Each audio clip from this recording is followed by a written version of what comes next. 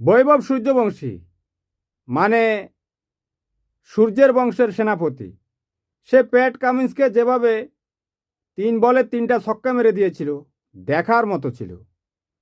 এরপরে সাকিবকে কাভারের উপর দিয়ে যে শটটা মেরেছিল, অসাধারণ, চোখ জুড়ানো একটা শট।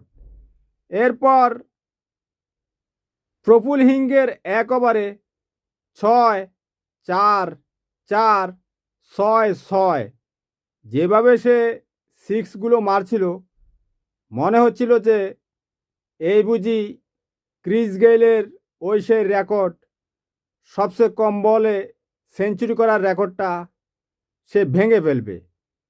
কিন্তু 97 রানে যখন তার থার্ড ম্যানে ক্যাচটা উঠে, ওই যে অফ স্টাম্পের বাইরের বলটা আর কি, থার্ড ম্যানে ক্যাচ হয়ে গিয়েছিল, সে কি তার আফসোস? ডোন্ট ওয়ারি, আফসোসের কিছু নেই। এখনও তোমার বয়স মাত্র 15 বছর, সময় এখনও রয়ে গেছে। ইতিহাসের পাতাও কিন্তু এখনও খালি রয়ে গেছে, সেই পাতাগুলোতে কিন্তু বৈভব সূর্যবংশীর নামই লেখা থাকবে।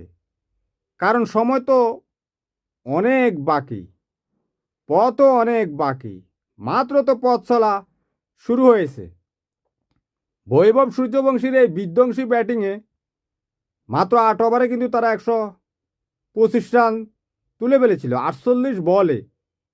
এরপরে কিন্তু তারা 12 বলে 72 বলে করেছে মাত্র 118 রান। এটা কিন্তু একেবারে স্লো হয়ে গেছে। ও এর ভিতর দিয়ে কিন্তু ধ্রুব জুরেল, সে 21 বলে কিন্তু হাফ সেঞ্চুরি করে ফেলেছে।